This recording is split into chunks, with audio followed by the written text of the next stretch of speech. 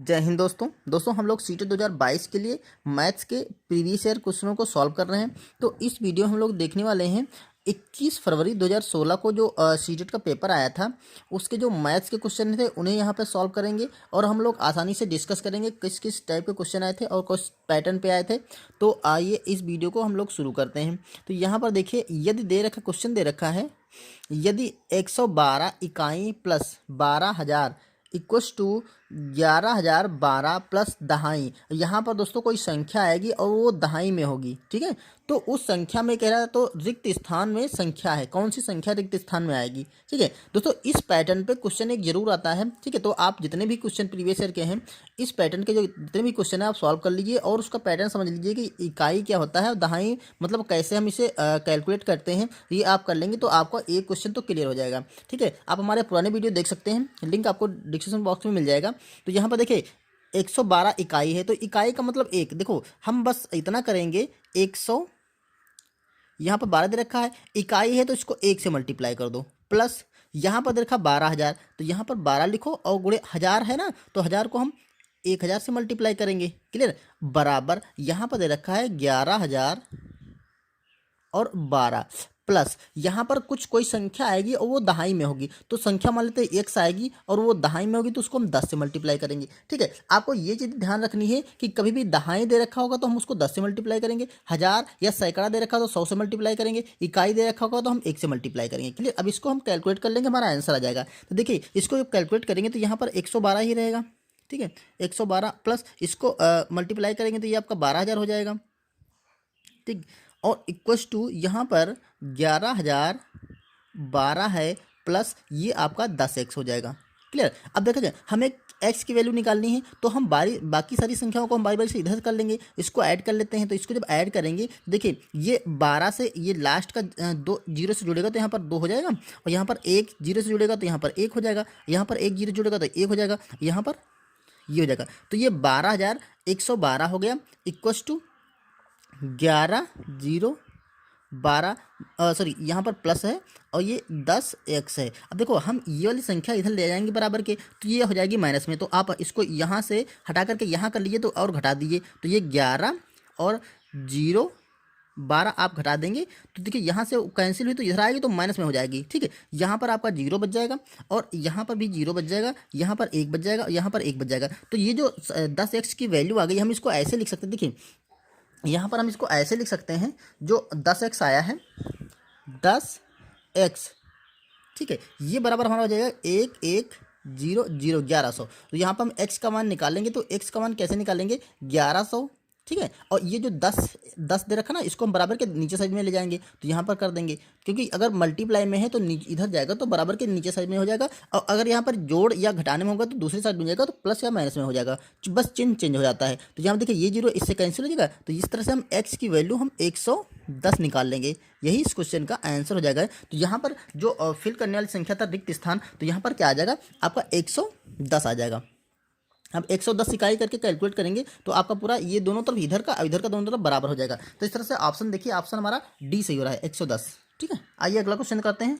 दोस्तों अगला क्वेश्चन कुछ इस टाइप से आया था, किसी मानचित्र पर 1/2 सेंटीमीटर की दूरी भूमि पर 200 किमी निरूपित करती है। यदि भूमि पर दो नगरों के बीच की दूरी 1800 किमी हो तो मानचित्र पर कितनी होगी। दोस्तों मानचित्र पर हम जब कोई दूरी अंकित करते हैं तो उसका एक पैमाना बना लेते हैं, जैसे कि 1/2 यानी कि 1 सेंटीमीटर को उन्होंने क्या कर दिया 400 सेंटीमीटर कर 400 किलोमीटर के बराबर दिखा दिया। जैसे कि दूरी जमीन पर अगर देखा जाए तो बहुत ज़्यादा दूरी होती है और मानचित्र पर उतनी दूरी दिखाना पॉसिबल नहीं होता है, इसलिए उसको हम एक पैमाना मान लेते हैं। देखो तो उन्होंने इस क्वेश्चन में कहा है कि जो 1/2 का मानक है वो 200 किमी के बराबर है, ठीक है। या ऐसे आप कह सकते हैं जो 200 किलोमीटर है, ठीक है, 200 किलोमीटर की दूरी है वो मानचित्र पर 1/2 सेंटीमीटर के बराबर है, ठीक है। अब उन्होंने कहा दो नगरों के बीच की दूरी 1800 किलोमीटर है, ठीक है, 1800 किमी है, तो इसके मानचित्र पर कितनी होगी। तो देखो हमें 200 किलोमीटर की दूरी आधा सेंटीमीटर दर्शाते हैं, तो हम क्या करेंगे इसको देखो 1 किलोमीटर निकालेंगे, 1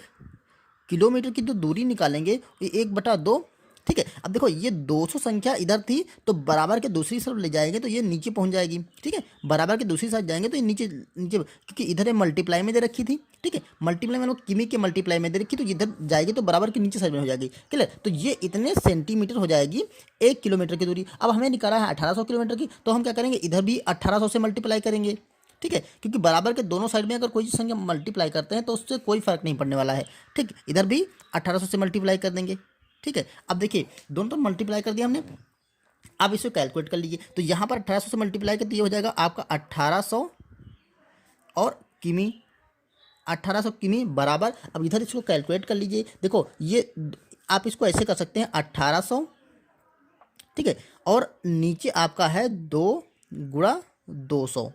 ठीक है, तो यहाँ देखिए ये 2 जीरो कैंसिल हो जाएंगे।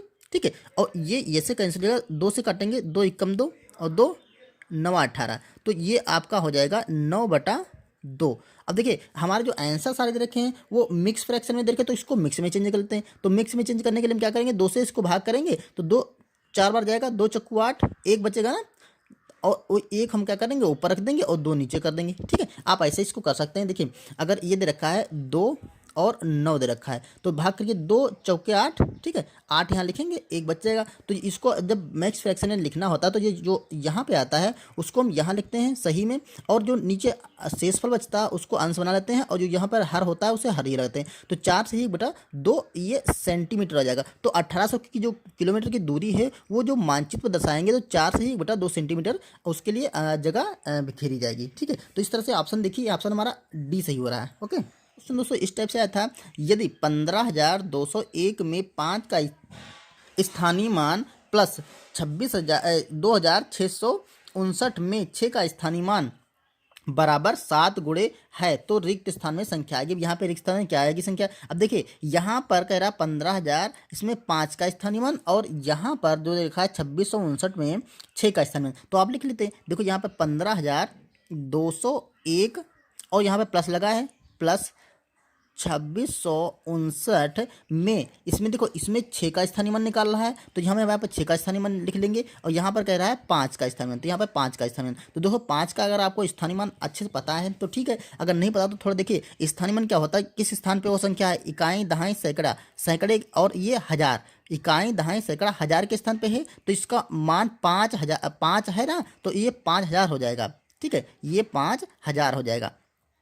अगर आपको ऐसे क्लियर है, या फिर ऐसे सोचिए, देखिए जो संख्या का स्थानीय मान निकालना तो वो संख्या यहाँ पर लिख लीजिए, 5 का स्थानीय मान निकालना 5 लिख लीजिए, और उसके आगे कितनी संख्या है, 1 2 3 संख्या लिखी है, तो हम उसके आगे 3 जीरो बढ़ा लेंगे, तो यही हो जाएगा 5 का स्थानीय मान। इसमें देखिए इसमें कह रहा था 6 का स्थानीय मान, 6 का स्थानीय मान पूछना ना इस संख्या में, तो 6 कहाँ पे है, देखो यहाँ पर है, मतलब इकाई दहाई सैकड़ा, 6 सैकड़े की जगह है, तो 6 का स्थानीय मान 600 हो जाएगा। या आप ऐसे लिख सकते हैं 6 लिखिए और यहाँ पर इसके आगे 1 2 संख्याएं लिखी, तो यहाँ पर 1 2 जीरो बढ़ा लेंगे, तो ये 6 का स्थानीय मान हो जाएगा। तो इसने कहा था इसमें प्लस करना है 5,000 को और 600 को, मतलब 5 के स्थानीय मान को और 6 के स्थानीय मान को प्लस करना है, तो यहाँ पर हो जाएगा आपका 5,000 प्लस 600, और ये बराबर दे रखा है, देखो यहाँ पर दे रखा है 7 गुणे, यहाँ पर कौन सी संख्या आएगी, तो मान लेते हैं यहाँ पर x आएगी। ठीक है, अब ये देखो इसको ऐड कर लीजिए, 6 और 5 को, देखिए यहाँ पर 5,000 हो जाएगा।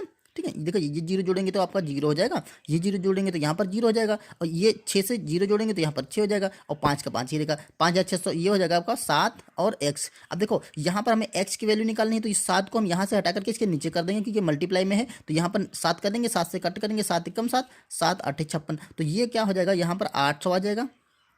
देखिए 8 बार कटा ना, और ये 2 जीरो ऐसे रखेंगे तो ये 2 जीरो ऐसे बढ़ा लेंगे, तो यहाँ पर 800 हो जाएगा बराबर x। तो x का मान यहाँ से क्या निकल गया, 800। ठीक है, तो ऑप्शन देखिए, ऑप्शन हमारा डी सही हो रहा है।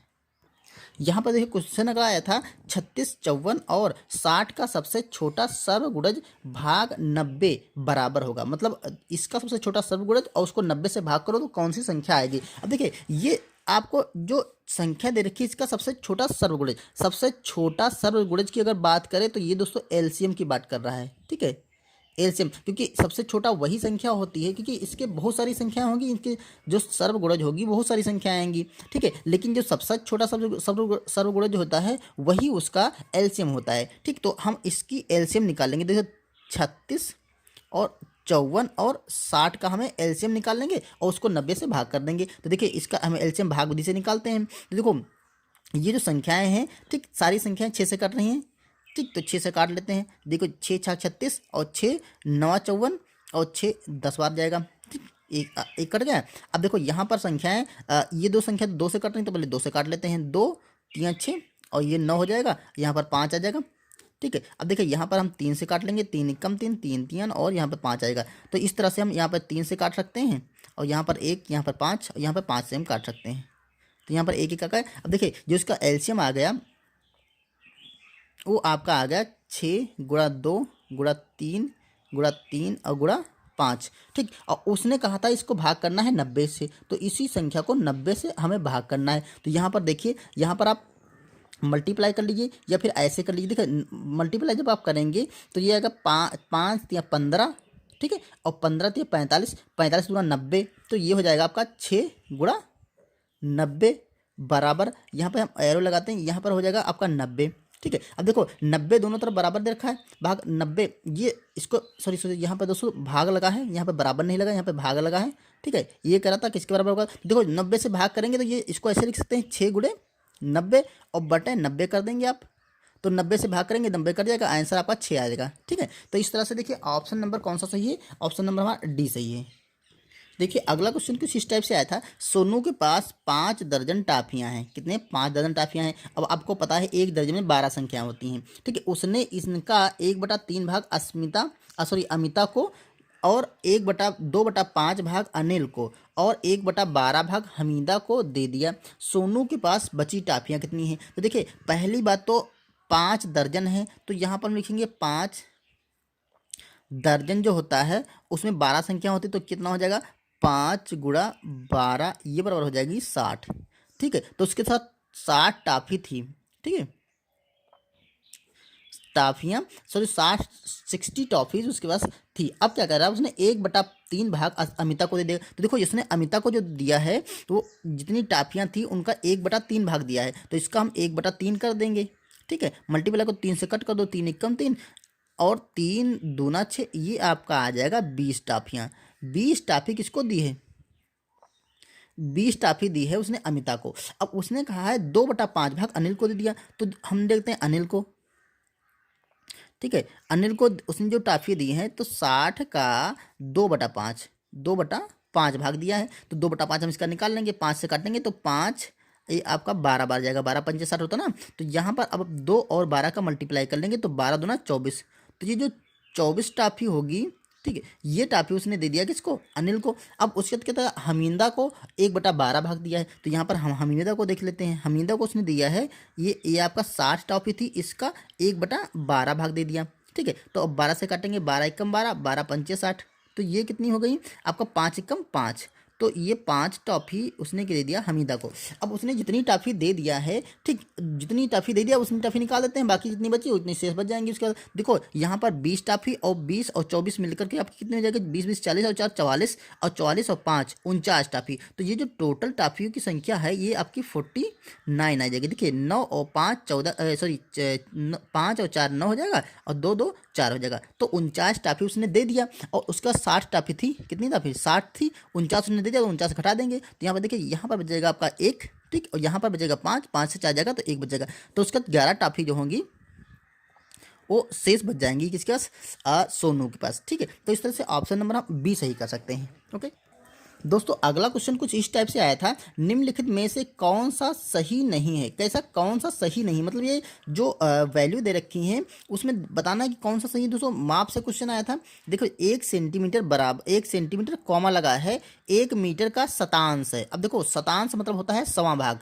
शतांश मतलब सवा भाग, तो जो 1 सेंटीमीटर है क्या 1 मीटर का सवा भाग है। आप देख लीजिए जो 1 सेंटीमीटर है उसे हम क्या, जो यहाँ पर मीटर दे रखा है 1 मीटर, तो अब आप बताइए 1 मीटर में 100 सेंटीमीटर होते हैं ना, तो अगर इसको हम 100 से भाग कर देंगे, ठीक है, तो ऐसे लिख सकते हैं 1 मीटर बराबर 100 सेंटीमीटर। ठीक है, तो आप यहाँ से देखिए अगर 1 मीटर को 100 सेंटीमीटर लिख सकते हैं तो 1 सेंटीमीटर को लिख सकते हैं 1/100 मीटर। ठीक है, 1/100 मीटर मतलब 1 सेंटीमीटर का कौन सा भाग है, सवा भाग है, ये सही है, तो ये तो आपका सही हो गया। दूसरा देखिए 1 मिली 1 लीटर का शतांश भाग है क्या, 1 मिली, देखो 1 लीटर जो होता है 1 लीटर उसमें होते हैं 1000 ml, ठीक है, ये होता है मिलीलीटर। ठीक, वही यहाँ पर दे रखा है मिली को एक मिली 1 लीटर का शतांश मतलब सवा भाग है। यहाँ पर जैसे सवा भाग है तो यहाँ पर क्या सवा भाग है? नहीं, सवा भाग नहीं है, क्योंकि इसको अगर 100 से भाग करोगे, देखो 100 भाग उन्होंने बोला 100 से भाग करोगे तो ये जीरो कटा, ये जीरो कटा, तो यहाँ पर क्या बच गया 10 भाग। ठीक है, तो ये सवा भाग नहीं है, अतः हमारा इसी क्वेश्चन का क्या कहते हैं यहाँ पे कौन सा सही नहीं है, तो यही क्वेश्चन आपका सही हो जाएगा, क्योंकि ये गलत है। ठीक, आगे देख लीजिए, 1 लाख बराबर 100,000। आप अच्छे से जानते हैं कि 1 लाख अगर हो तो उसमें 100 होंगे तो उसका 1 लाख हो जाएगा, तो ये भी बिल्कुल सही है। ठीक है, ये बिल्कुल सही है, ये भी बिल्कुल सही है। और यहाँ पे देखिए 1 करोड़ बराबर 100 लाख, तो 1 करोड़ 100 लाख के बराबर होता है, आसानी से हम लोग जानते हैं। ठीक, तो ये भी सही है, अतः हमारा क्वेश्चन आंसर बी आ जाएगा। अगला क्वेश्चन दोस्तों, ये थे कुछ क्वेश्चन जो कि सीटेट के फरवरी 2016 में आए हुए थे। तो उम्मीद है आपको ये पसंद आया होगा और आपको ये समझ में आए होंगे। अगर दोस्तों आपको समझ में आया है तो हमारे चैनल को सब्सक्राइब कर लीजिए और वीडियो को लाइक कर दीजिए। इसी तरह से क्वेश्चन को देखने के लिए हमारे साथ जुड़े रहिए। Okay, thank you.